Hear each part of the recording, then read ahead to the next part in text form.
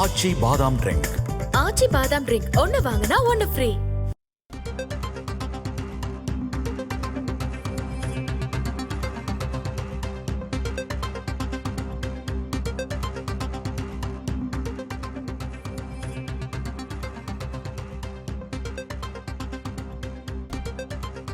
அண்மை செய்தி.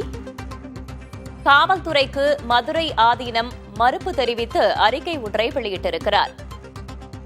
அதில் நாங்கள் புகார் அளித்த போதும் முபாரக் அலி என்பவர் புகாரில் வழக்கு பதிவு செய்யப்பட்டுள்ளதாக குறிப்பிடப்பட்டிருப்பதாக அவர் கூறியுள்ளார்.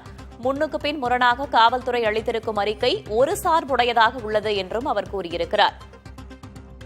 முன்னதாக தன்னை கொல்ல சதி நடந்ததாக மதுரை ஆதீனம் குற்றம் சாட்டியிருந்தார். அது தொடர்பாக காவல்துறை சார்பில் விளக்கம் அளிக்கப்பட்டிருந்தது. சிசிடிவி காட்சிகளும் வெளியிடப்பட்டிருந்தன. இவ்வாறான நிலையில் மதுரை ஆதீனம் காவல்துறையின் விளக்கத்திற்கு மறுப்பு தெரிவித்து அறிக்கை ஒன்றை வெளியிட்டுள்ளார். கார் விபத்து தொடர்பாக புகார் அளிக்கவில்லை என்று காவல்துறை கூறியதில் உண்மை இல்லை என்று அவர் கூறியுள்ளார். மேலும் முன்னுக்கு பின் முரணாக காவல்துறை அளித்திருக்கும் அறிக்கை ஒரு சார்புடையதாக உள்ளது என்றும் மதுரை ஆதீனம் குறிப்பிட்டுள்ளார். சம்பவம் நடந்த அடுத்த நிமிடமே அவசர உதவி எண்ணான 100க்கு அழைத்து புகார் அளித்ததாகவும் அவர் குறிப்பிட்டிருக்கிறார். கார் விபத்து தொடர்பாக புகார் அளிக்கவில்லை என்று காவல்துறை கூறியதில் உண்மை இல்லை என்று அவர் தெரிவித்திருக்கிறார். முன்னதாக மதுரை ஆதீனம் சென்னைக்கு வரும்போது அவரை கொல்ல சதி நடந்ததாக குற்றம் சாட்டி பேசியிருந்தார். அது தொடர்பாக காவல்துறை தரப்பில் விளக்கம் அளிக்கப்பட்டிருந்தது. அது தொடர்பான சிசிடிவி காட்சிகளும் வெளியிடப்பட்டிருந்த நிலையில் தற்போது மதுரை ஆதீனம் தரப்பிலிருந்து அறிக்கை வெளியிடப்பட்டிருக்கிறது.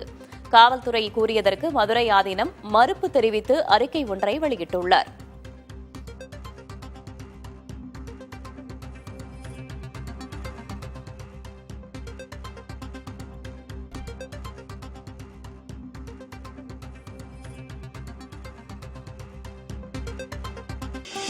ஆச்சி பாதாம் ட்ரிங்க்.